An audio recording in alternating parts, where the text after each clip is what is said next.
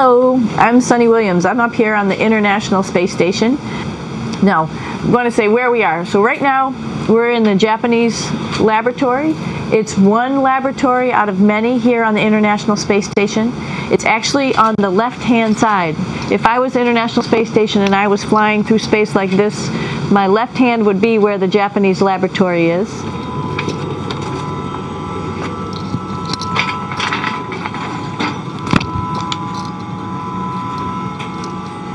So now again we're on the right-hand side, all the way on the right of the International Space Station. This is Columbus, the European module.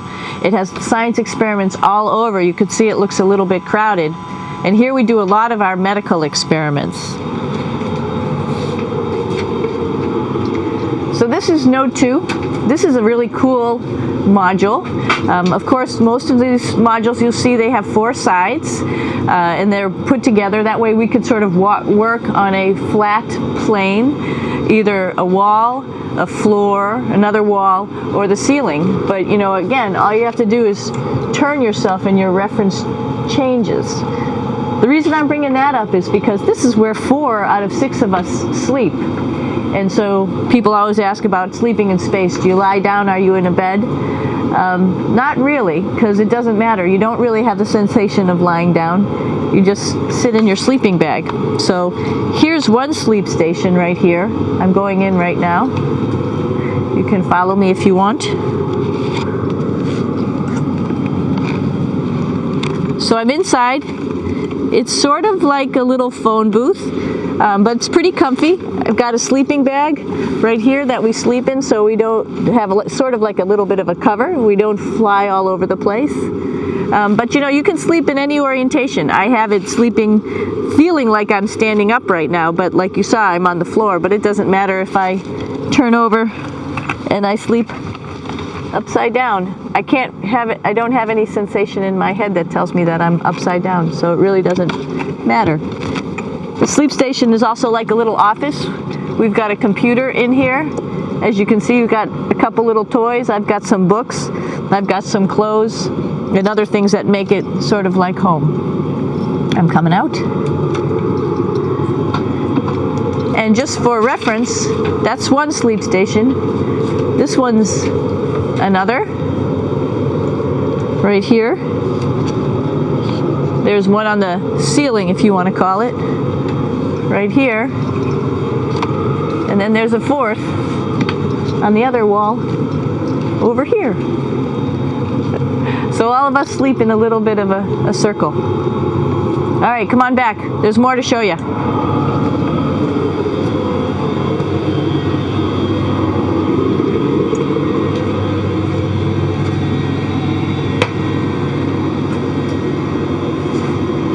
In the U.S. laboratory.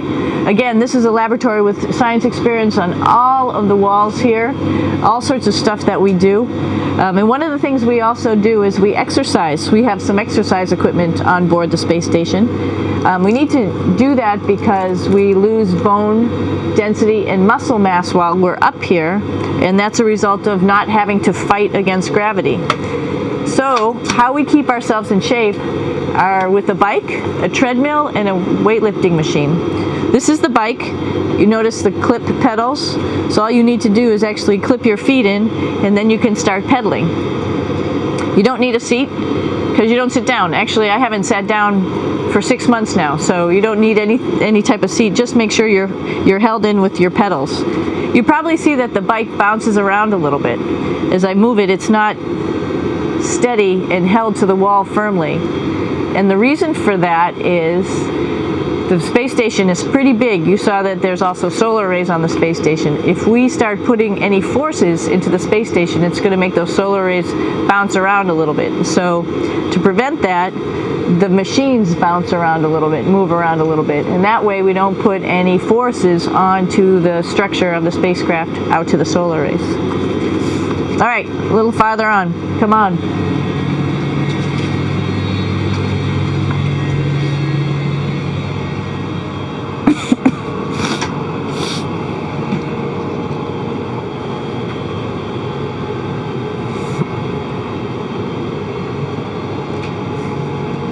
a pretty cool place. This is sort of like in your house where everybody meets in the morning. After you wash your face, brush your teeth, you want to find something for breakfast. And this is our kitchen. You might notice there's all sorts of foods here. It's like opening the refrigerator. You got all your different stuff that you want to have: drinks, meats, eggs, vegetables, cereals, bread, snacks, and that's a good place. That's where you find all the candy. Side dishes, and then some little power bars just in case. So we have all this type of food. Some of it is dehydrated, and so we have to hydrate it, fill it up with water. Some of it is already made, and then all we have to do is heat it up. So something like this, I'm pulling out barbecued beef brisket. Pretty yummy. Not only is this food made in the US, but we also have food here from Japan. We've got Russian food. As you can see, all these red containers are filled with food that's from Russia. And then we get some of our specialty stuff, some things that we like, some of our favorite stuff that your family can send up. In fact, I like fluffernutters, and so I got sent up some fluff so I could make my fluffernutter with peanut butter. So you have a lot of food up here, no problems.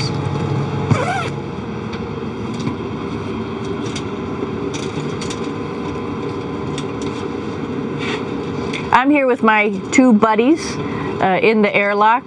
Actually, these are two spacesuits that are ready, primed up to go outside, as we call it, to go do a spacewalk in case we have to do anything outside. Some of the things we do outside are just like inside, repairs. We have a lot of electrical boxes and machinery and solar arrays, in fact, that I talked about earlier, that are outside, and sometimes they don't work quite right. Remember, space is really cold and really hot, and it's also the vacuum of space with no pressure, and so some of the equipment doesn't work well all the time. So we might have to go out and do a spacewalk. Right behind me is actually the hatch that you go out into space, and right now we have it filled up with a couple other spacesuits because we've got 4 of them up here and some of our tools. But right behind here is the hatch in which you actually go right outside into the vacuum of space. The spacesuit is pretty big, as you can see. It's like being a football player. Part of the reason it's so big and bulky is because of this backside, this backpack. It's like going on a hike with a backpack, but the backpack and the suit weighs about 300 pounds. Luckily in space, nothing really weighs anything, so you don't feel that it's so heavy. But we need to have such a big suit because that guy back there is essentially the heart of the spacecraft. I call this actually a spacecraft. It has all the oxygen for you. It has all the carbon dioxide removal system for you. It also has a heating and cooling system to make sure to regulate our body temperatures while we're outside. It also has a computer, so it tells you on a display here if there's anything that's going wrong with the suit, if we're running out of oxygen, if we have too much carbon dioxide, or any type of electrical problem. So it's a pretty awesome little spacecraft, and actually got to go out, use my little spacecraft a couple times, and it worked like a charm. Lucky that it works very nice.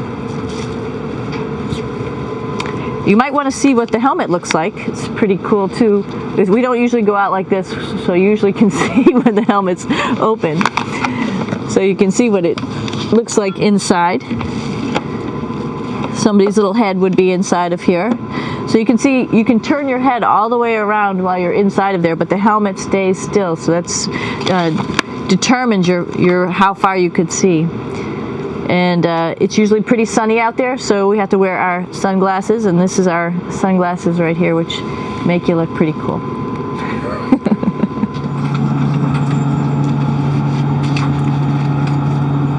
Here we are at the throne. This is awesome. You might see the little, you might have noticed the little moon on the outside. This is our orbital outhouse right here. And of course, it serves for 2 functions. Number 2, right here. I'll show you. But you see it's pretty small, so you have to have pretty good aim, and you'll be ready to make sure things get let go the right direction. And it smells a little bit, so I'm closing it up. And that's of course for number 2. And this guy right here is for number 1. So they're sort of two slightly separate functions, but you can do a little, essentially both, by hanging on right here and doing number 1 and number 2. I might add it's color coded so you really don't get it mixed up, which is nice. This is yellows for number 1. And also there's a selection of paper.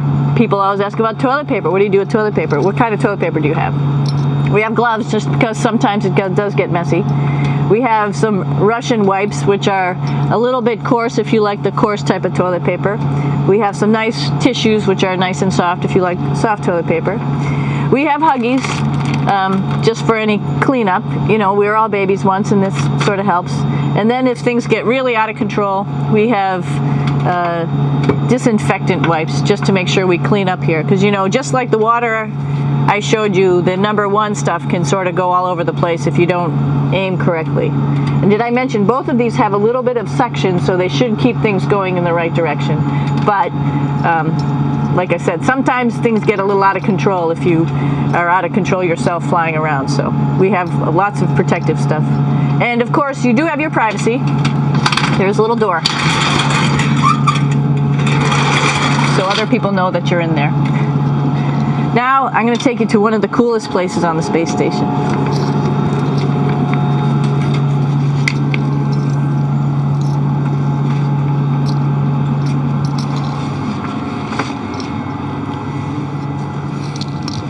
It's like a glass-bottom boat. This is the cupola. It sticks down below the space station. It's one of those places you find yourself hanging out in all the time because all you want to do is look back at our planet. I think some questions I had were about what do you do in your free time? And you can't help but want to just come to the cupola and look outside as much as you can. And a lot of folks, I play this game with myself about where we're flying over the Earth. Try to come in here and just guess. After being here for a little while, you can sort of figure it out. You can tell different cloud types over different continents. You can tell different soil types over different continents. So let's see. And then, of course, there's a lot of ocean. So usually we're over the ocean at first glance. I will tell you in just a moment where we are.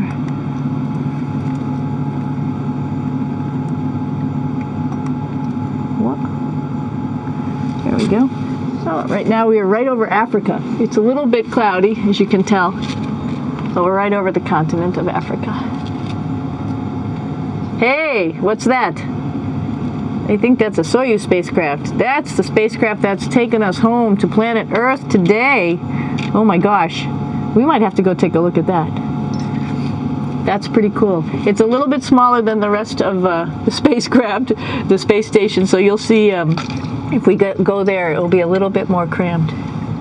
But we're going, you can look all the way back to the back of the spacecraft, which is where the Russian segment is, and then you could look all the way forward to the front of the spacecraft, where the Japanese laboratory, the European laboratory, and the American laboratory.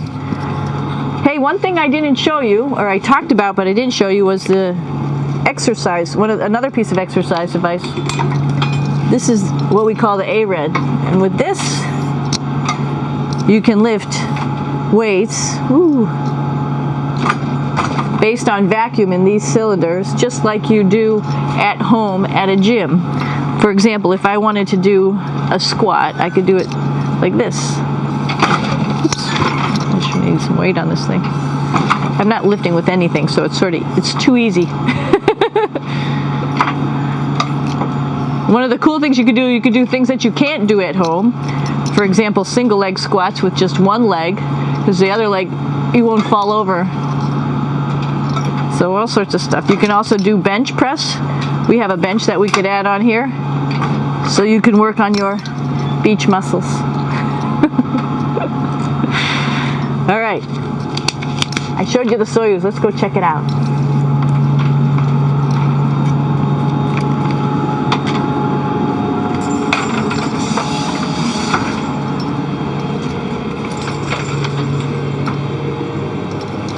Hey, Aki, what are you doing down there? Crashing things. This is one of the cool things about space, too. It sort of looks like there's a big old hole here, but you don't even think twice about it. You could just jump over the hole, or if you want, you can go jump into the hole. I'm coming down. Woo!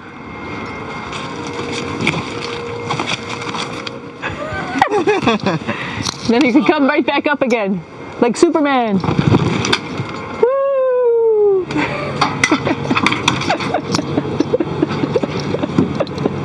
We're lucky we have a really cool big space station that you can fly around in. That's actually called the PMM. You might have saw it out the window. It's a big silver canister. What's really great about that is it's essentially our closet in our pantry or whatever you want to call it. We have extra food down there. We have extra clothes. We actually throw the trash out down there.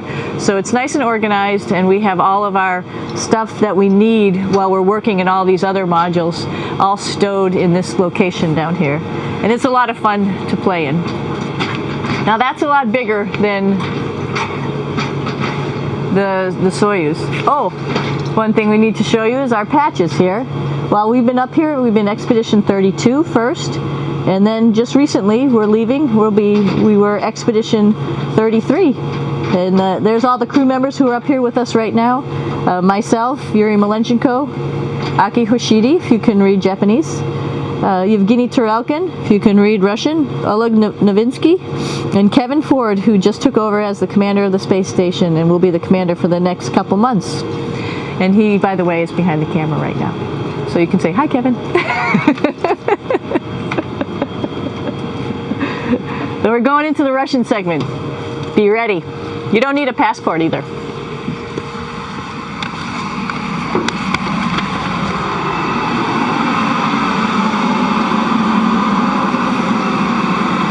It goes a lot farther back than this. We'll go take a trip and say hello to the boys down there in just a minute. Well, let's do that first, actually, and then we'll go down to the Soyuz at the very end. This is Yevgeny. Hi. Doing a little tour.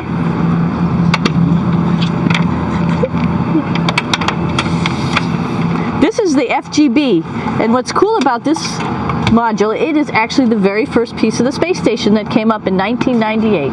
The space station has been around for about now manned for 12 years, but it's been up in space for about 14 years. And this was the very first. It is like the Russians' PMM. It has a lot of storage, as you can see.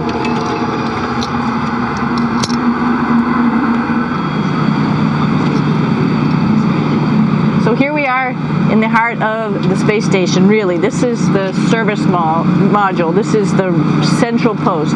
In case we had any problems, I know a couple of the questions were about what type of things do you have to worry about. And some of the things we have to worry about in space are fire.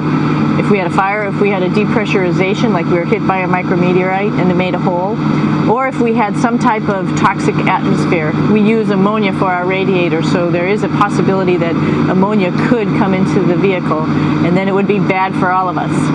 If we have any of those problems, we come right here, which we call the central post. It is the main heart of the space station. It was also the first computers that came up here that ran the space station. And so behind this wall right here are these main computers.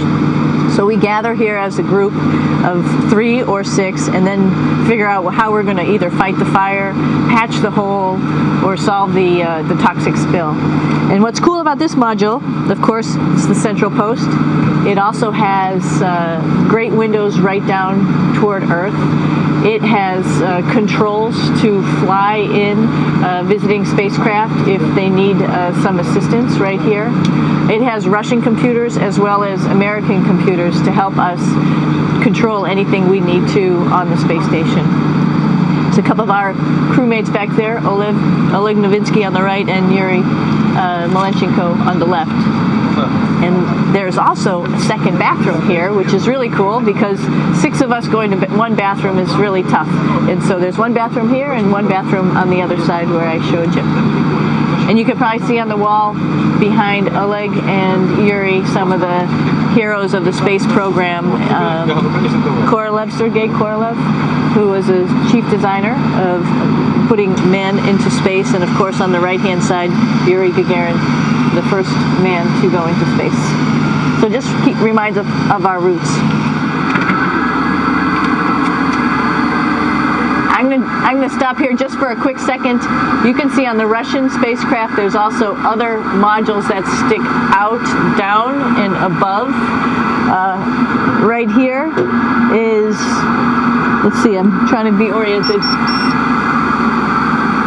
That's a place where we do spacewalks from for the Russian side. There's Russian spacesuits in here, and also a visiting vehicle which brought fruits and vegetables and becomes a trash container when we undock.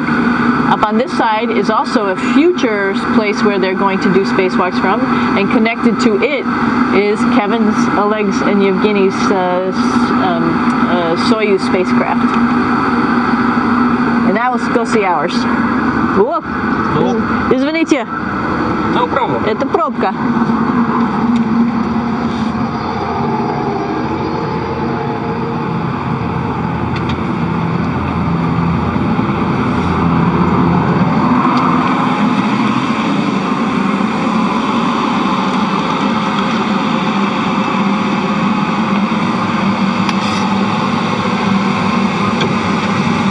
Coming down.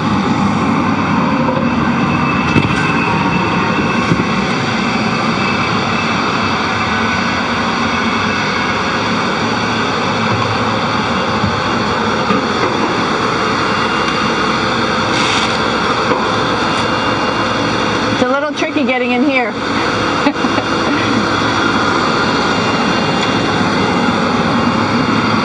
This is the docking probe right here, this big thing.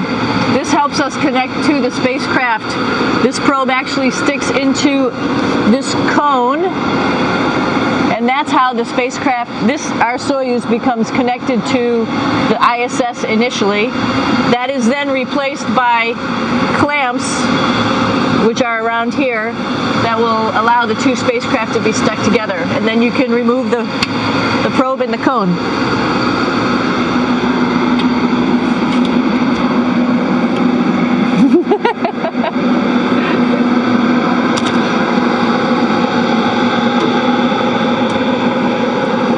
You okay? All right, so here we are in the Soyuz. This is what we call the BEO, the living compartment, Bitovoy Otsek in Russian. It also has a little bathroom. It's not as good as the other bathrooms, so we try not to use it too much. It has drinking water in it if we need something to drink. And then, of course, it's filled up with a lot of cargo for us. Bringing up and also bringing back down. It has a second purpose when it comes back to Earth. It serves as a garbage container. During the descent, we'll get rid of this area right here, and everything that's in it will just burn up as it's coming into the atmosphere. So that way we can get rid of a little bit of trash. But the main area where we were on launch and where we're going to be on descent is down here, because we're not part of the trash. So we're in a safe place. So we're in the descent module, SA. It's a little small, but you can get in.